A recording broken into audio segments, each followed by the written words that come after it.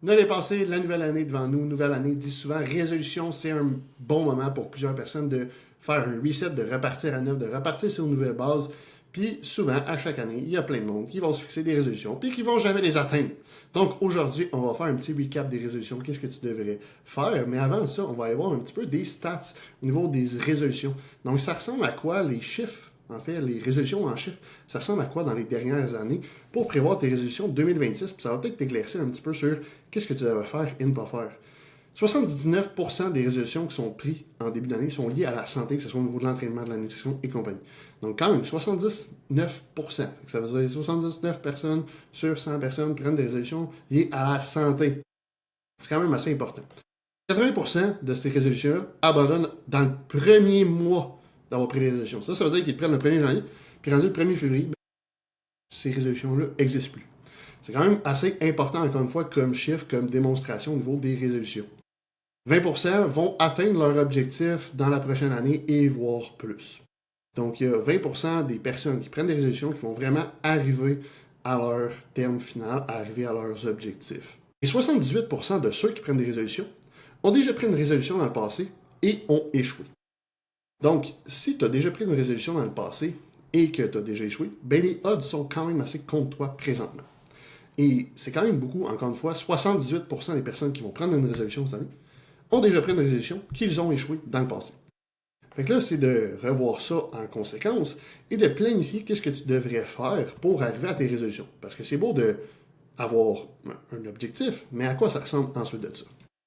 Donc, qu'est-ce que tu ne devrais pas faire pour éviter la crise des résolutions, puis éviter de faire partie de ce beau petit 80%-là qui abandonne dans le premier mois, et faire partie du 20% qui vont réussir. Se fixer un objectif vague. Je veux me remettre en forme. Je veux perdre du poids. Je veux mieux manger. Je veux diminuer ma consommation d'alcool. Tout ça, ce sont des objectifs qui sont très vagues. Ils ne sont pas mesurables.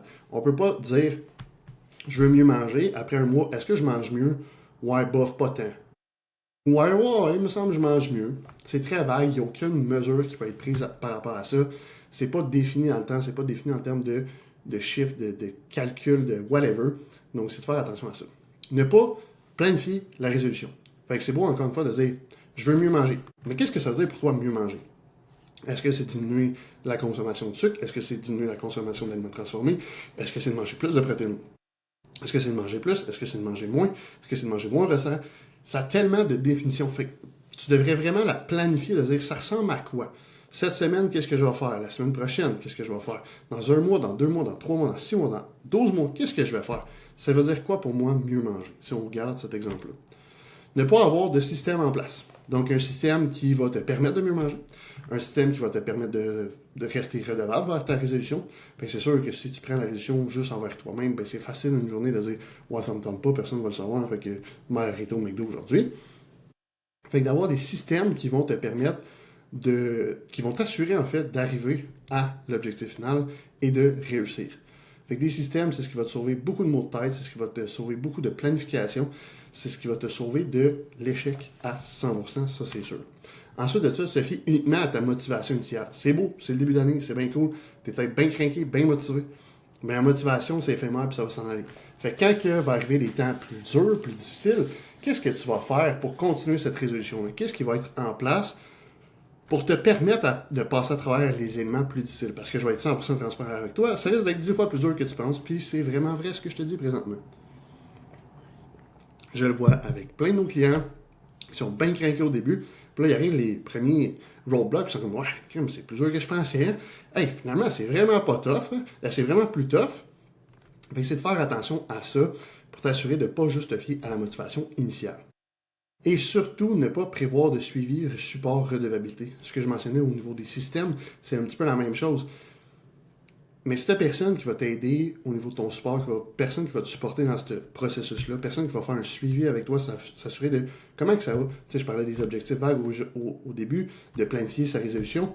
Mais après un certain temps, il faut que tu fasses un suivi. Est-ce que je peux progresser dans la bonne direction? Est-ce que je progresse? Est-ce que je progresse dans la mauvaise direction? Parce que tu peux progresser dans toutes sortes de directions. À la même place, en avant ou en arrière. Fait que c'est de faire attention de est-ce que je m'en vais vraiment dans la bonne direction, d'avoir un suivi, d'avoir un support et d'avoir quelqu'un qui va te tenir redevables et c'est ce qu'on fait avec nos clients. On s'assure qu'ils font leur suivi pour s'assurer qu'ils sont dans la bonne voie, qu'ils prennent dans la bonne direction. On apporte le support nécessaire quand ça va moins bien, puis on les garde redevables vers leurs objectifs en tout temps. Fait que c'est toutes des choses qui sont super importantes pour tes objectifs, pour tes résolutions.